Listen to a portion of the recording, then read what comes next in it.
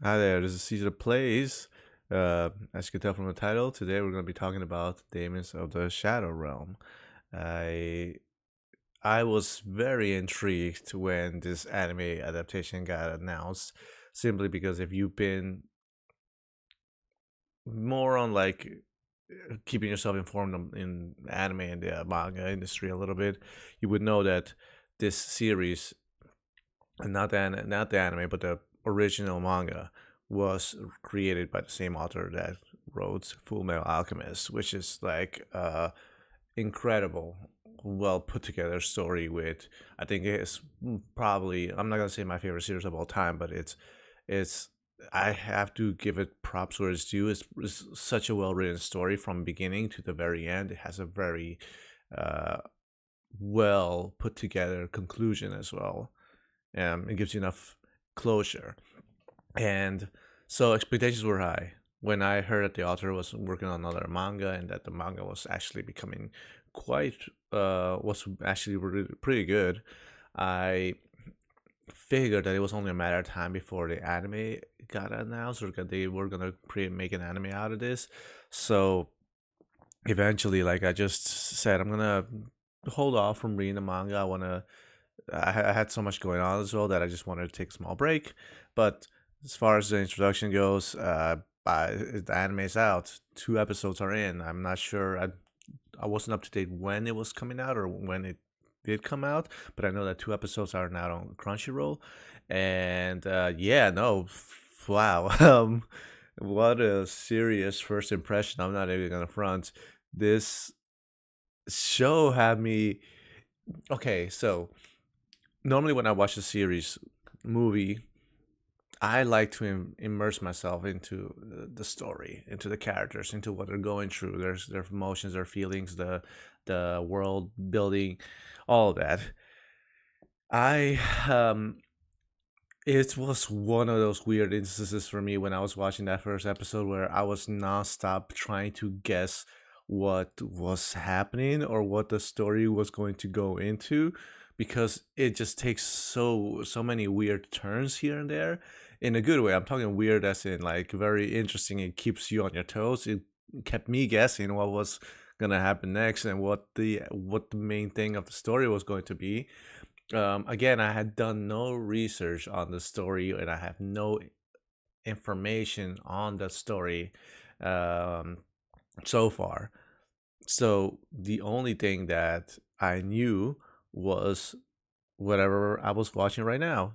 So yeah, no, it was interesting, very interesting. Like I know I'm just been talking for like 3 minutes of filler content right now, but I'm going to be talking about some spoilers. So please, if you have not watched the show yet, but you have read the manga, then you probably already know the information. But if you have not done either, if you haven't watched the show or read the manga, and you do not want to be spoiled on this series so far from the first 2 episodes, I'm only gonna be talking about the first 2 episodes. Then please, the only thing I can tell you is go watch it, because yeah, I had a lot of fun so far, and I'm very intrigued as to where this story is going. Putting that out the way, uh, yes. So episode one, just the main thing that caught me off guard of this episode was that it reminded me a little bit of the story of the village at first, because I wasn't sure. Again, I don't know the context behind the story, so I wasn't sure where we were going with this. When the barrier of the village got destroyed, I thought that for a second, because I didn't read that it was a barrier. For a second, I thought that somehow like time just jumped, and that's why you saw like the helicopters and the planes. I thought that we were in a world where you were at a certain at a certain time period, and I felt like when the barrier broke, I thought it was like the power of like a time travel for a second, like because I was nonstop trying to guess what was going to happen. You have this whole introduction of these two twins being born as sun and night and day or something like that. Again, I just watched the episodes once. I didn't do any research on them anymore, so just please bear with me with what I'm trying to say right now.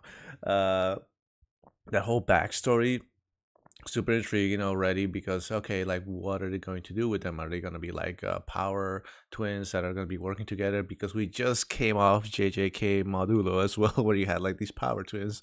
So I'm like, is this going to be such a thing where these twins are going to be like the main protagonists? And then, in my opinion, you get the swerve where you have our main protagonist, Yuru, hanging out with his friend. Hold up, I got the name. So here, Danji, and I'm at first I thought they were the twins. And I'm like, oh, okay, so these are the two, like these are the two protagonists we're gonna be following. And it's like this very calm, very interesting little introduction to both of them. You can tell Yuru is like the strong, smart, protagonist, confident, and then you get the swerve where he goes to visit his twin sister, which we were told about in the introduction piece of the show, where and she's locked behind a cage, and he's saying and he's visiting us, and then in my head again, I'm speculating way too much, which I shouldn't have been doing, but I'm nonstop speculating about like, all right, maybe what if maybe he's allowed to be out during the day and she's allowed to be out during the night, or maybe some BS like that. I don't know. I was just trying to puzzle things together, but then you come to like acceptance that okay, sister, that's a real sister. This is Euro. This is a real brother. Okay, what is going to be the man dynamic? What's going to lead to the start of this next arc?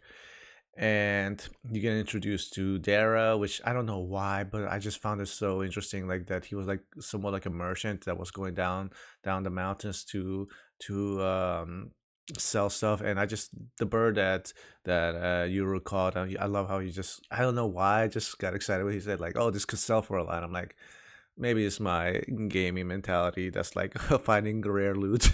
um, uh, Nice little foreshadowing about the right and the left protecting the town when Yoru and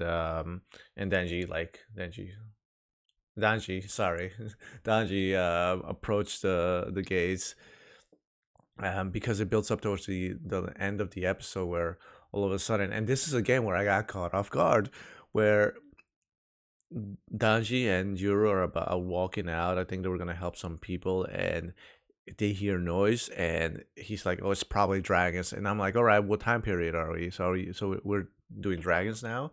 Um, and yeah, then you see the lines, the smoke lines, and I'm like, dragons don't normally make those kind of effects.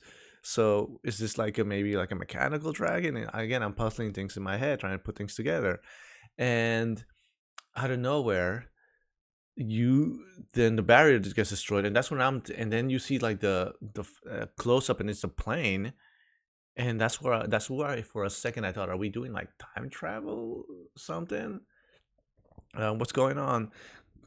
To which you get the realization that um like no, there these things just exist, and Yuru's village was probably isolated from all these things.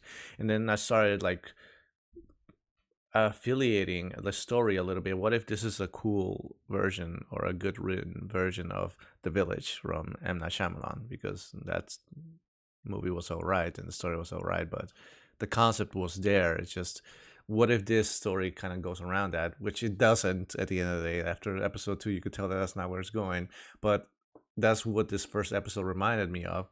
And then you get the antagonist, the first antagonist pulling up, which is Gabby, and it was interesting her powers, especially because you get introduced to her powers as if you were a regular civilian in that world, that you don't see her daemon, I guess. You just see people just being destroyed bits by bits.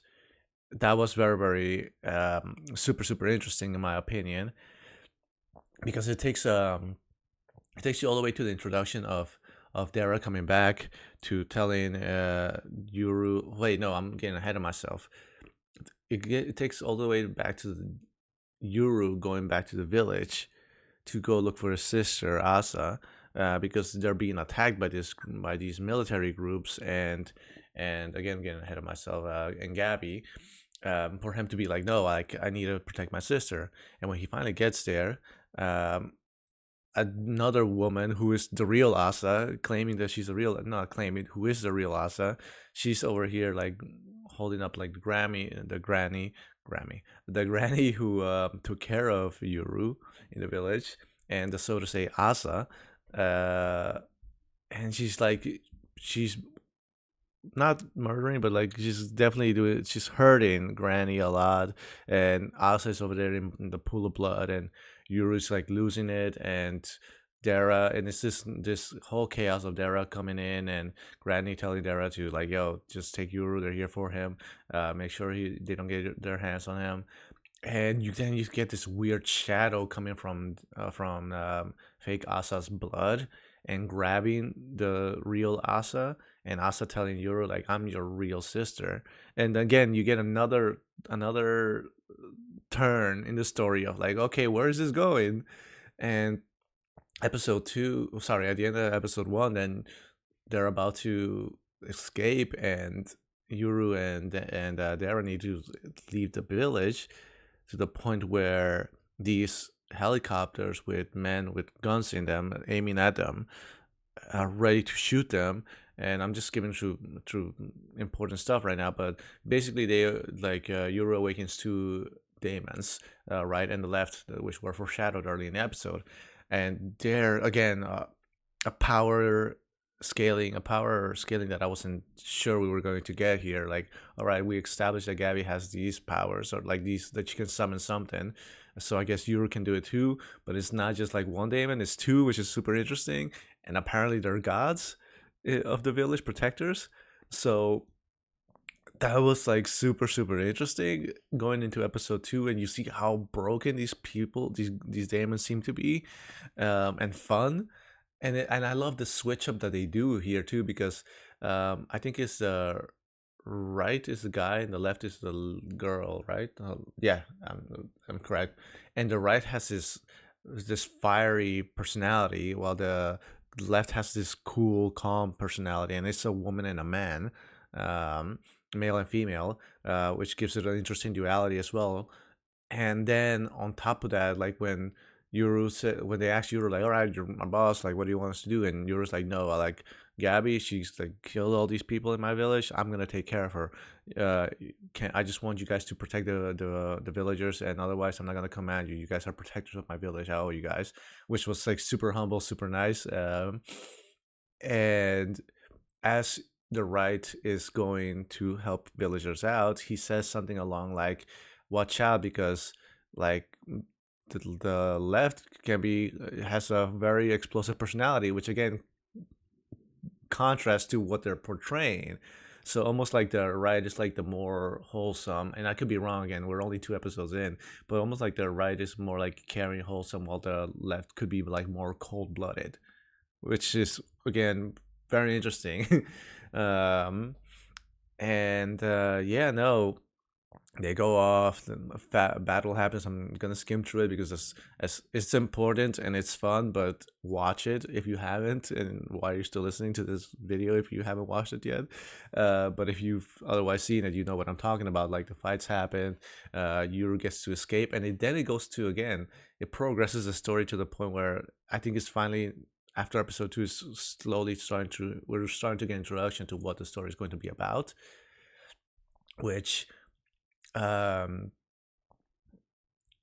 has Yuru and Dara going to meet other with this other woman, um sorry, Hannah, and they're now in a civilization, a modern civilization, and they're just gonna get away from these people that are hunting them.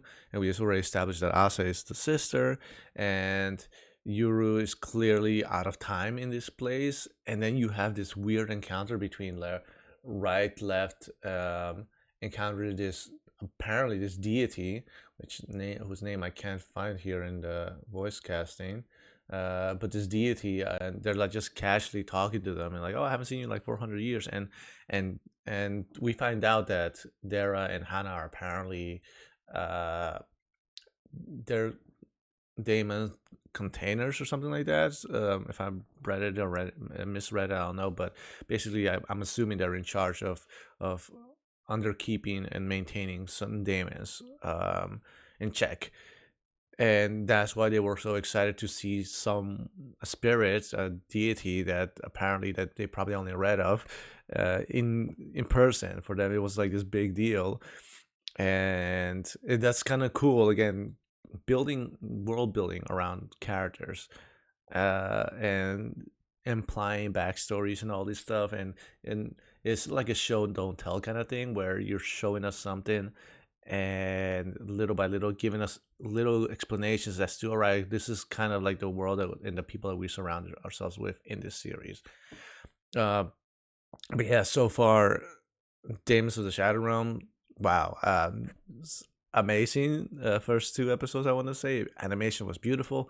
The opening and the ending, episode 2, were nice. Nothing that stood out for me so far, unfortunately. um I But the writing and the animation so far has been really, really good, and I can't wait to see more of this. If you have finally watched this show, please leave down in the comments down below what you thought of it.